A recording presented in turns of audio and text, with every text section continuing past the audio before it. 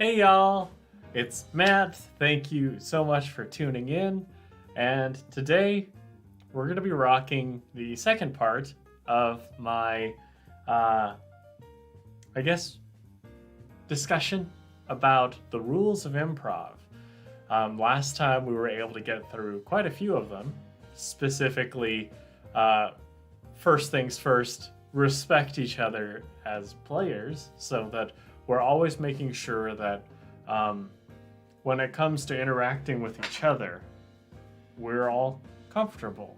Because when it comes to improvisation, whether you're on stage or at the table, it's a very vulnerable craft. Whenever you are putting yourself out there like that, it can be difficult. It can be difficult to allow ourselves to open up, whether it be for a joke, because anyone who's ever done an open mic night, if you're standing up there, every joke you say, you are stepping out onto a branch and you're hoping that it'll land. You're hoping that someone will appreciate it. And sometimes it doesn't land. And that hurts. That silence hurts.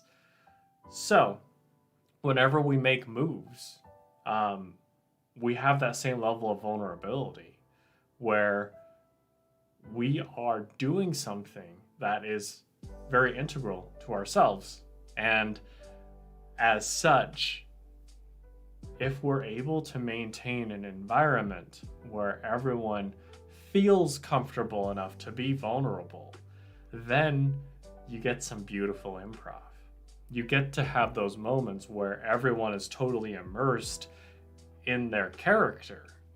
And when you have that, then you can have that impact in your stories.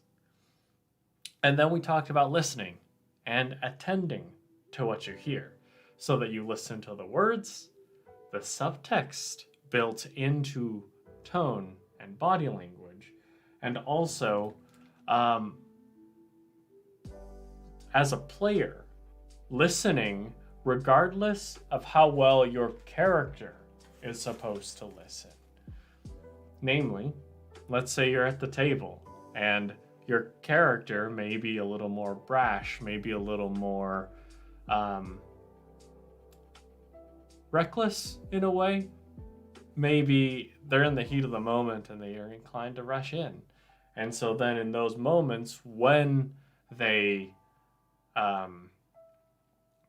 do rush in, though your character might not have heard the words, you did.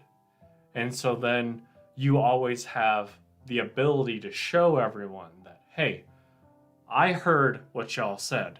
So that defines what my character is doing as being an element, a characteristic that's important for this specific character. And then react honestly whenever we have things that happen to the character.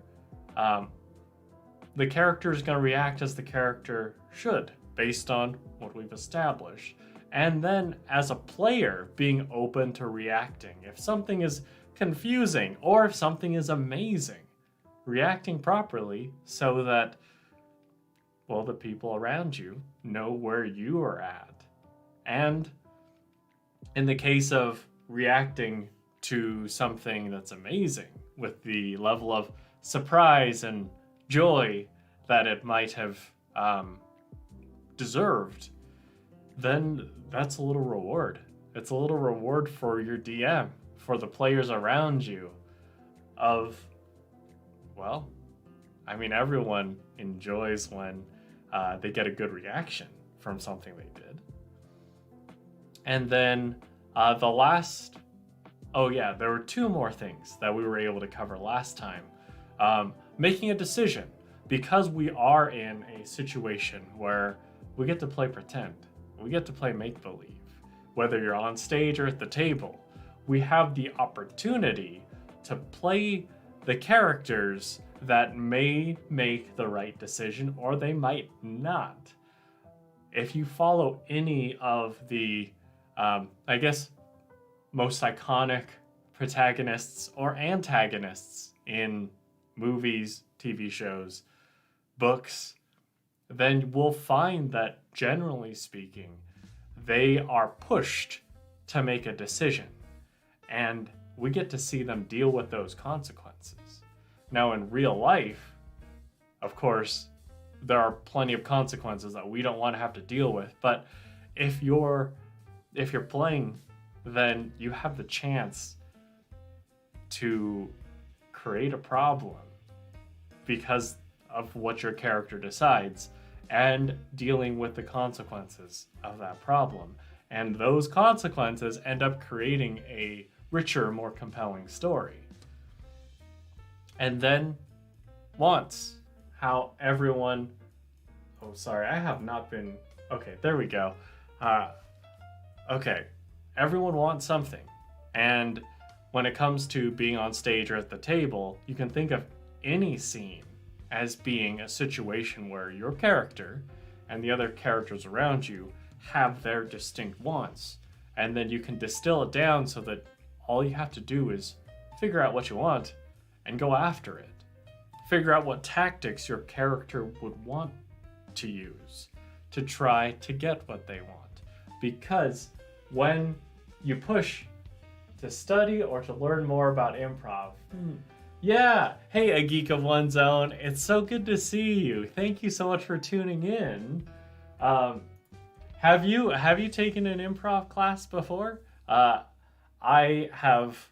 I mean, I started learning maybe 10 years ago, maybe 11, and then, I mean, I feel like I've been a student all this time in the course of performing, teaching, and managing a comedy troupe. So that surprises me with how well you handle yourself in game.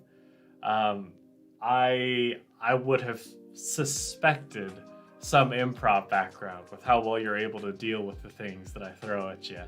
So yeah, it surprises me a lot. But I mean, if you're ever in Utah and it's not, crazy in the world, then hit me up and I would love to run you through some improv stuff. Because I love it. And this is, in a way, my way of being able to do improv amidst not being able to run anything or play anywhere for the time being. But yeah, when you're improvising, heck yeah. And I mean, if I'm in Australia, I'll know who to hit up. But yeah, when it comes to making decisions, when you do, you get the consequences, you get the impactful story, which is what we want out of our games and out of our scenes. And when you have character wants, that allows us to push forward with a bit of a roadmap because, yeah, absolutely, will do. Yeah, I whenever it comes to any scene or any bit of comedy, I'm the type that loves to analyze and break things down, to try to figure out like how things work. And there are certain things that are really hard, really like all the variables have to be in line for certain things to play out.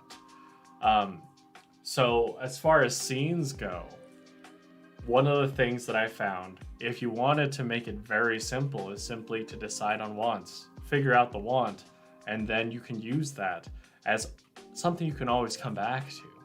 And that is a powerful way to start a scene off. Now, I'm gonna swap over to my Sheets page again, because we're now caught up to the two final rules that I wanted to talk about in my improv rules discussion. So, I mean, we've talked about wants, we've talked about the process of making decisions. Now, this is something that you can use to help push you, because making those kinds of decisions that have consequences for your character and the characters around you can be very difficult. So, the way I push through it is that I think of it whenever you're in front of people, whether it's at the table or on stage, that we have the chance to do the things. We have the chance to do the things the audience wishes they could do, to say the things they wish they could say, to be the things they wish they could be. I'm going to make this a little bit bigger because I realize now, as I look at my stream preview, that the words are a little small. That might be too big, but this is the sort of chaos that I live for. Yeah, I mean, I learned this when I was when I took a class from Dave Rosowski, and it was a phenomenal class. But the big thing was that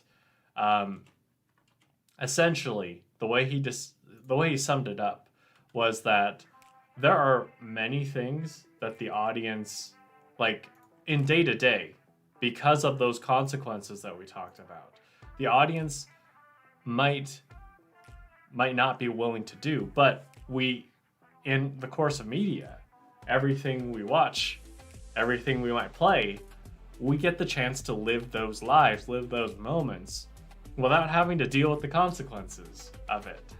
But with this in mind, this might push you as a character to make those decisions, to say those things, so that the audience, again, the audience being, if you're on stage, the paying audience, if you're playing at the table, your fellow players, your DM,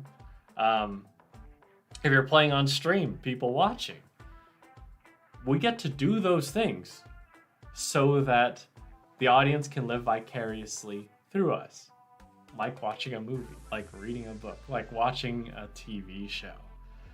This is the thing that I keep in my mind whenever I'm like, okay, so when it comes to my character, I know what a good choice would be, what the safest choice would be. But my character probably wouldn't know or wouldn't be inclined to do that. If they're the type who have a strong sense of justice and there's someone in trouble and we suspect that it's a trap.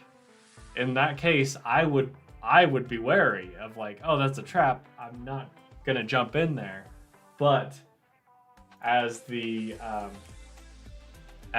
character with that strong sense of justice, with wanting to be a hero, they're probably gonna run in there because they can't stand the injustice being like hearing it, knowing that it's going on, knowing that they have a chance to potentially stop it. But having, of course, this in mind, then all of a sudden you have something to push you in the direction of creating the interesting moment, as opposed to the smartest moment. And I also cover something as far as like making the smart decisions in my video about playing high intelligence characters, where even if your character has ridiculously high intelligence, doesn't necessarily mean that you're always going to make the right decision. The example I used was like a Sherlock Holmes, where Sherlock Holmes has these brilliant powers of deduction. But in spite of that, there are many moments where it seems like he's not doing the right thing. And that might be because of blind spots.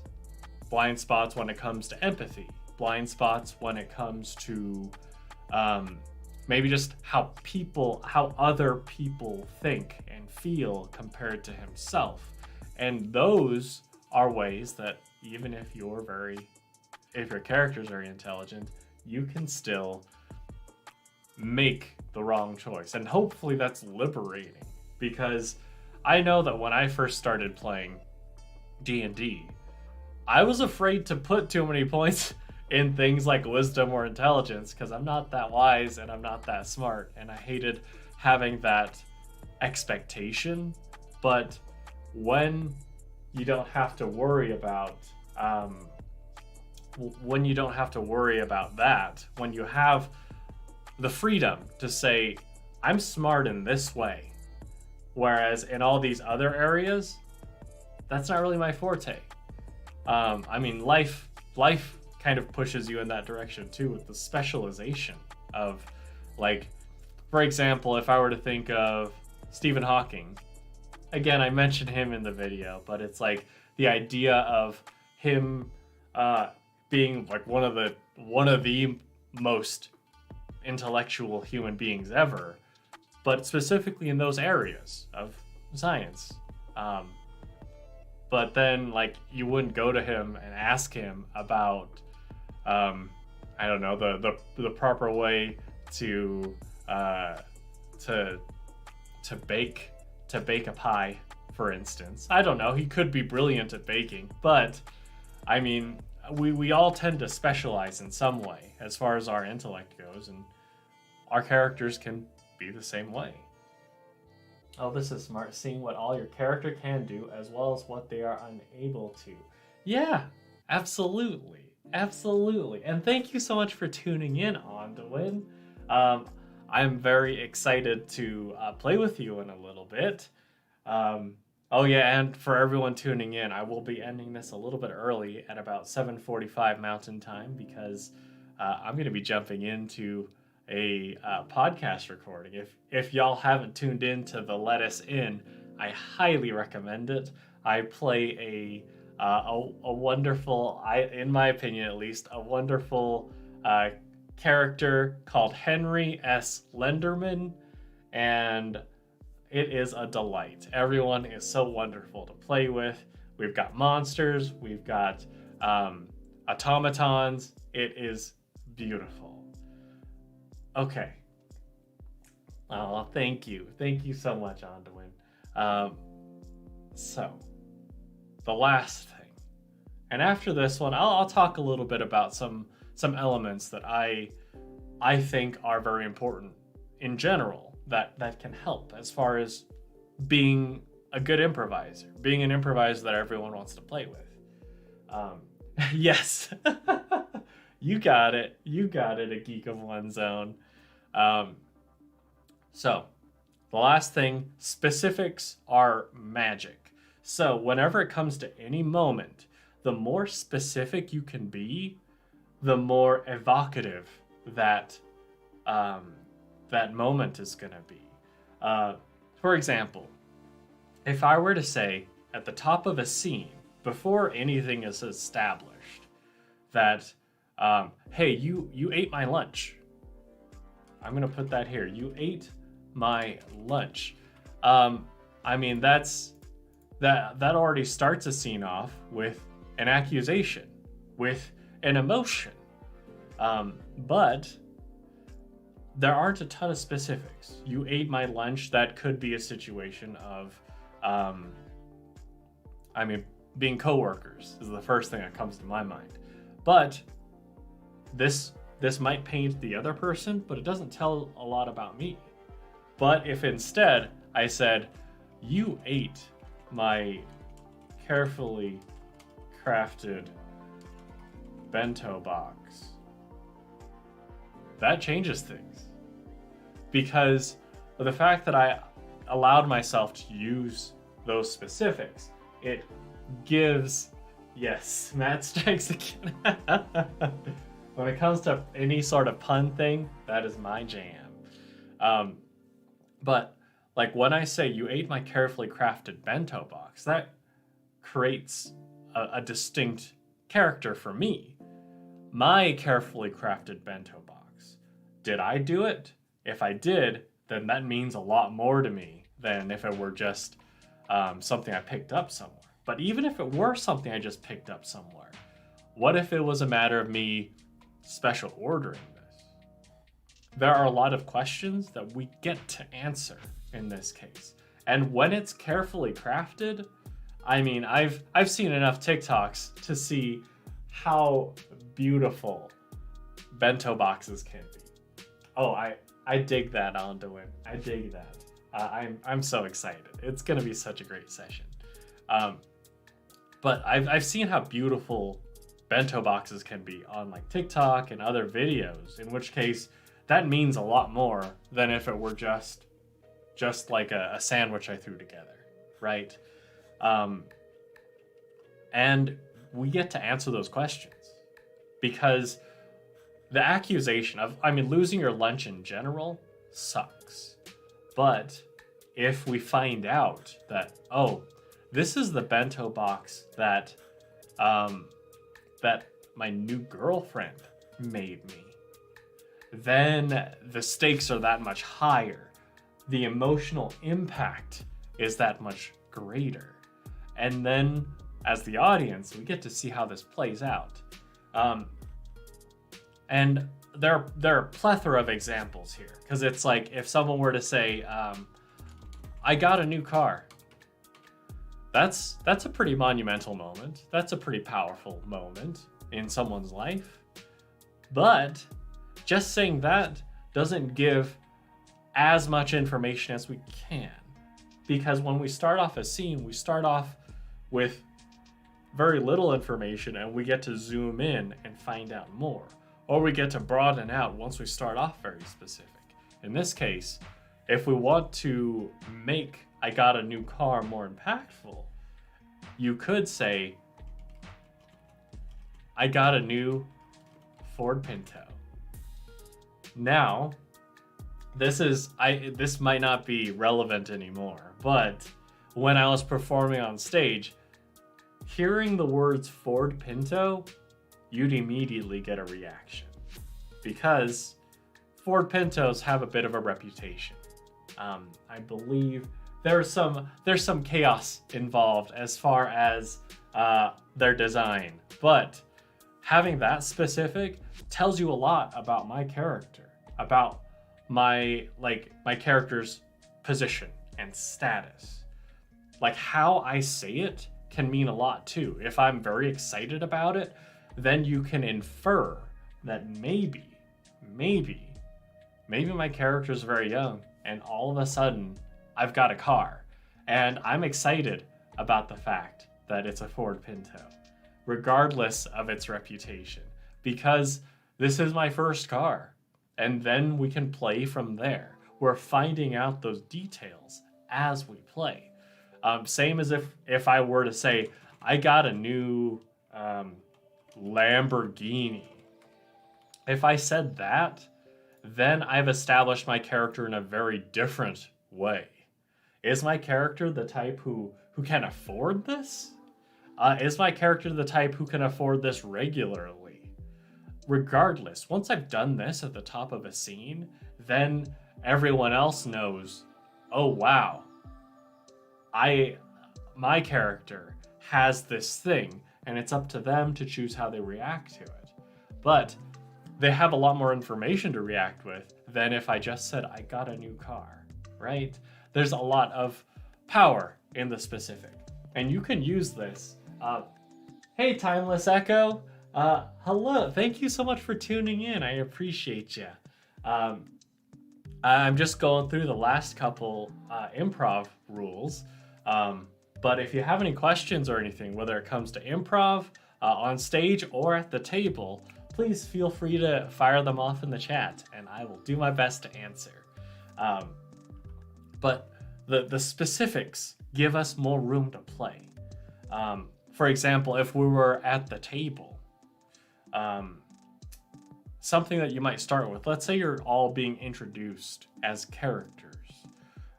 When you're asked a question, let's say, what's a fairly typical character question? Let's say someone's like, it's one of those like around the fire moments. What am I talking about? Hey, Hungriest Clone, thank you so much for tuning in. Yeah, let's say it's one of those around the campfire moments. And when you're around the campfire as heroes, maybe you've been thrust together. So you're not like an existing troop, not an existing group, but maybe circumstances requiring you to be heroic have put you all together in a moment. Um, in which case, you have some downtime, and now you get to ask each other, hey, what's your story? And then in that case, you get the opportunity to go into your backstory and use those specifics to show what's important to you. Like, for example, let's say, well, what did this character do? What did this character do before they became a hero? I'll use the more general phrase first was, I was a cook. I mean, I think there's a background specifically that's just cook or chef or something. But just saying I was a cook, great. Let's delve down into the specifics, because once you say that, we can just go through and be done with it, and that's fine. But you can think, hey, what did you cook? Oh, let's do this. Did you like it? Because from here, we can already start off with something powerful of like, okay, maybe you cooked, and I'm just thinking like, and this doesn't necessarily fit in D&D like cultures, but just thinking to cultures here, oh, okay, I dig that. There is a feat. Cool. I think I recall that somewhere. But let's say in your backstory, you got cook. What did you cook? Let's say it was Italian food. Fantastic. Did you like cooking it? In that case, I mean, I guess it depends. Did you like it? Yes or no? Yes? No? Maybe so? In this case, if you're in the spur of the moment, being asked this question as a dialogue, conversation, roleplay moment, make a decision. If you liked it, great. Why did you like it? Maybe it's because of the smells. Maybe it's because of the looks on the faces of the people around you as they tried your food. If you didn't like it, why didn't you like it? It might not have anything to do with the food. It could just be that maybe cooking for a specific head chef was so intense that you could, like, it didn't give you the chance to blossom. It didn't give you the chance to try the things that you wanted to try. You just had to do the little area of things that this head chef allowed you to do, in which case you might not like it. You might not like cooking in general. And then we can say, why not? Is it doing the dishes? Is it just the lack of permanence involved? Because you cook something, it only lasts for a moment, and then it's in your belly or in the trash. Maybe that's, and then once you have that, then you can continue to leap off and find out more about the character. But it's simply a matter of having those specifics, asking those questions, and answering them. How do you conquer stage fright? Great question. So, as far as stage fright is concerned, it depends. Like, I wish I could tell you one size fits all solution, but in general, I think it really depends on why. What is the fear involved? Because when I started, my fear was always to be thought less of. I didn't want anyone to think that I was stupid. I didn't want anyone to think that I was a fool. And I'm gonna put that here. My fear was looking stupid / less than. To the point where when it came down to it, when I was, oh shoot, this is chaos. I scroll way too much. When I was a child, my parents would have me, they'd have me call to order pizza. Oh man, this is so weird thinking about it now, because you could just order it like online or on an app, don't have to deal with people at all. But back then I'd have to call, and we'd always have a coupon, because otherwise it was ridiculously expensive. But I remember I would spend like 15 minutes before every call thinking of how I'm gonna say what I'm gonna say, to try to engineer a script so that I would have as little improv moments as possible. And that's how I got through a lot of things. I would just spend a lot of time preparing. But in general, when it comes to stage fright, and yeah, it does apply separately for DMs and players. I think an easy way to break through is to set up baby steps, because there are so many times, from my experience on stage and teaching people, there are so many times where someone jumps in and they have a lot of stage fright, but they want to do like that shock into being comfortable with it. And most of the time that doesn't work. Shock equals retreat, because I've had plenty of players who have they showed promise, and then someone else was like, hey, I want you in my show, and then all of a sudden they were in like 5 shows as the lead, and it was too much. It was too much all at once. And it's like, when you have to deal with that much, you burn out extra fast. So I would say, let's start with, as a player stage fright.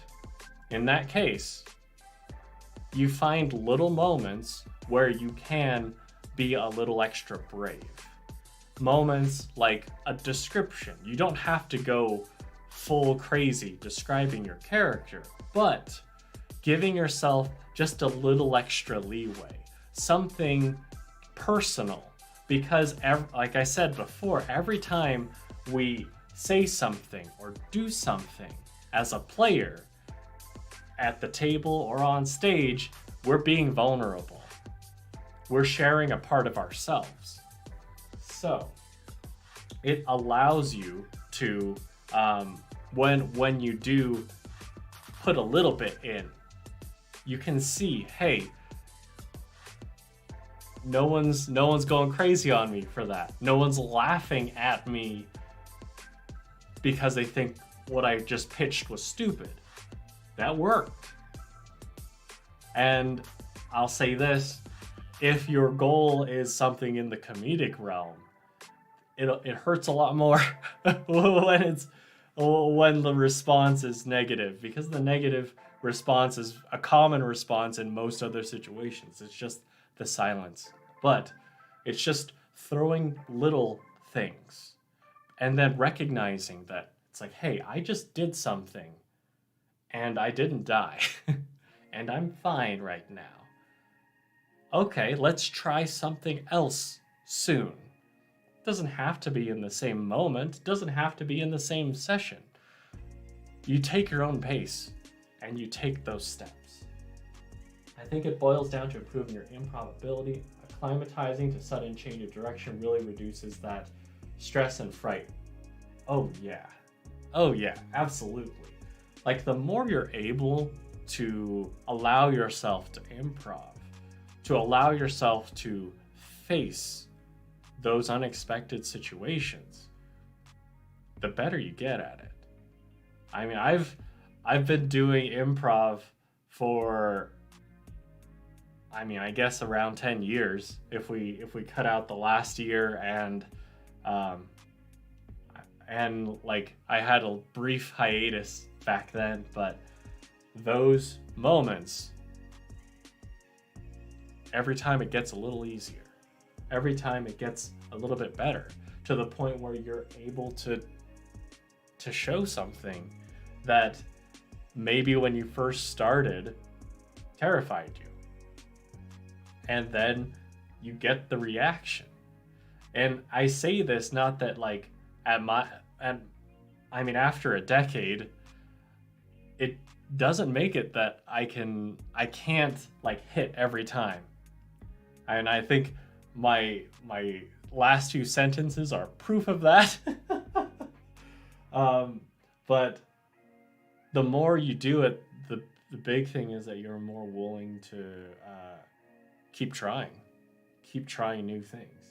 One of the most memorable experiences from the first campaign of 2021 was when I played a character's cousin, and we had a conversation in character about their families and how their moms hated each other, but that all the cousins were okay with each other. It came out of nowhere.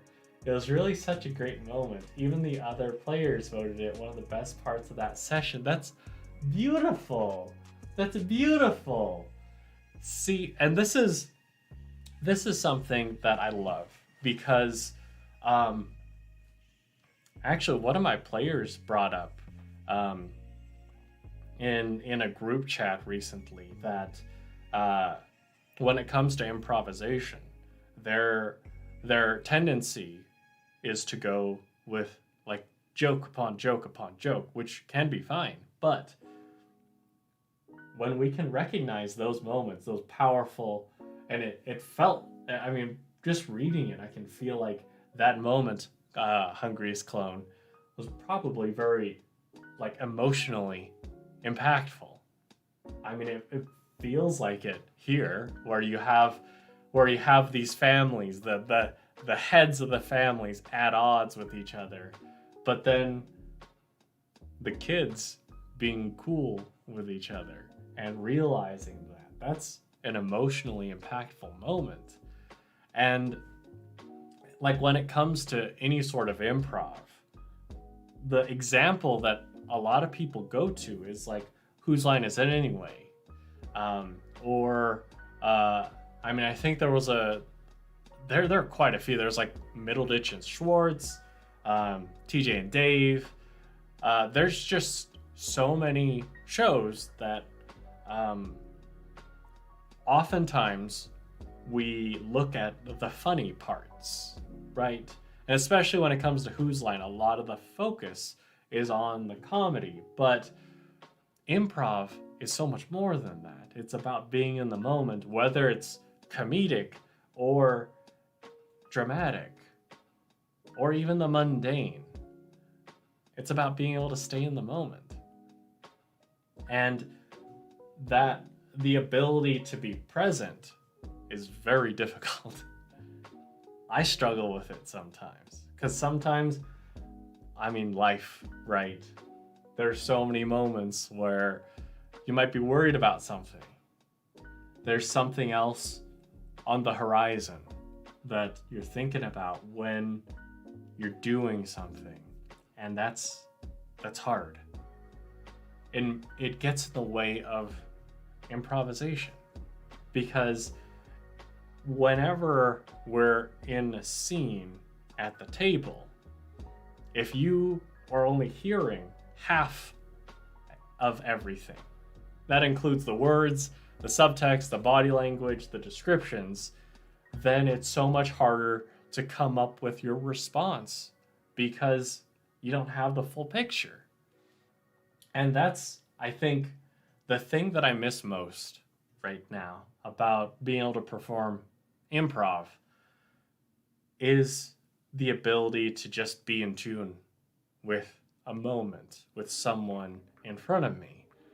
you can kind of replicate it a little bit over the internet, but there are just little things that it's missing some things, because I usually just see faces, I see heads, I see like the top fifth of someone's body when we're streaming together.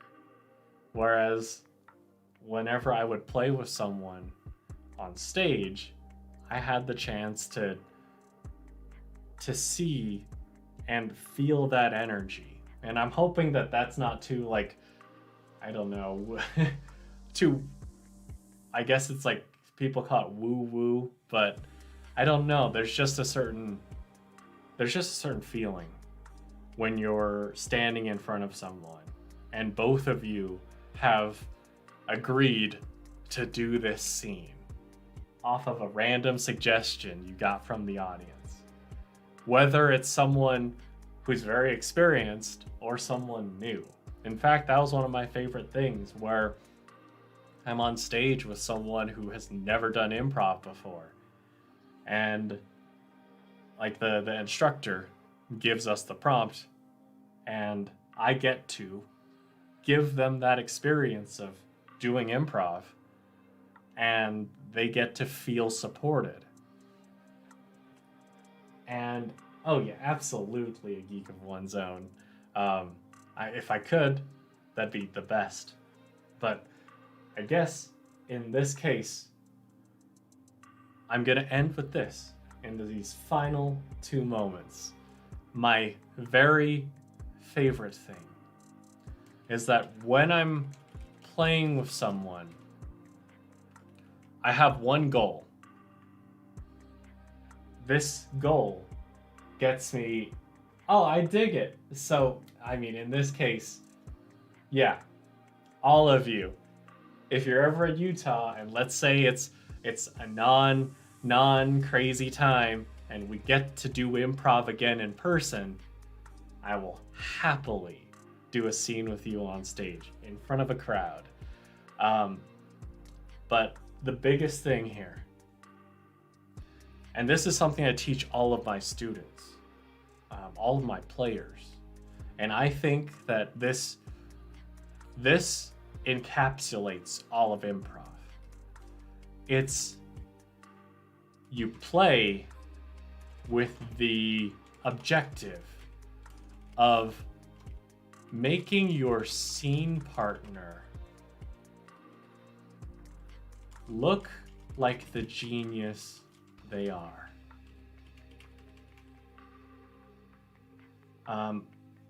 And I learned this from quite a few of my instructors, my favorite instructors. And I think it's the most powerful. I'm so sorry. Okay, there we go. That works. I don't know what happened with my text there, but when it comes to improv, because it's so vulnerable, my goal is always whoever I'm playing with. It's not about me doing something crazy. It's not about me being clever or witty. It's about me and my ability to make anyone look as best as they can. And with my experience playing with new players, the way to do that is to make sure that they're heard and make sure that they feel secure playing with you, so that when they throw an idea out there, regardless of how crazy it is, I am going to bolster it. I am going to find the elements to make it fall into place. I think of it, if any of y'all are familiar with volleyball, and if you're not, I have an anime to recommend to y'all. It's called Haikyuu, but as I do a quick shameless plug, but as far as like playing volleyball, the role that I like to envision all improvisers as playing is the role of the setter, because you want to be able to take care of everyone around you and give them the sort of setup that they would want. And if there's any struggles along the way, you're there to help. Do you feel the same more as a DM and players, or players with other players, or even as player and DM? Or does that not matter? As DM bolster players, as player bolster DM, and I feel the same across the board. Whether you're a DM, a player, interacting regardless of who you are, and regardless of your relationship with who you're playing with, I want the goal to be to make each other look great. So that, I mean, if I think of it like this, when everyone in the group has this same objective, then it becomes such a beautiful teamwork exercise, teamwork moment, because you all have the mindset of taking care of each other. So that as the DM, you find ways to make your players look great. As the players, you find ways to make each other look great. And y'all find ways to make the DM look great too. So, thank y'all so much for tuning in. I really appreciate y'all. I mean, the engagement, the conversation, it's already boosted my energy so much. I'm so jazzed now. Y'all are amazing. I'm sorry this particular stream is a bit shorter because I'm going to be jumping into recording with Ondawin, who I believe is lurking in the chat. But yeah, thank y'all so much for tuning in. And until next, at Hungriest Clone, I'll definitely be bringing the energy. I am so jazzed, so jazzed. All right, so, but I guess before I go, if y'all want to see me playing tomorrow, go over to Hungriest Clone's channel on Twitch. I believe, I always think of it in terms of mountain time. Hungriest Clone, if you wouldn't mind typing what time it starts. I mean, if you want to drop a link too, I know it's Twitch. I say I know when I don't know. Twitch.tv. I'm not great with internet stuff, but if y'all want to watch me playing, then catch me on Hungriest Clones. Yes, 8:30 p.m. CST. Yeah, catch me tomorrow night, and we'll be rocking it. But until next time, have a good night, everybody, and happy improvising. Bye.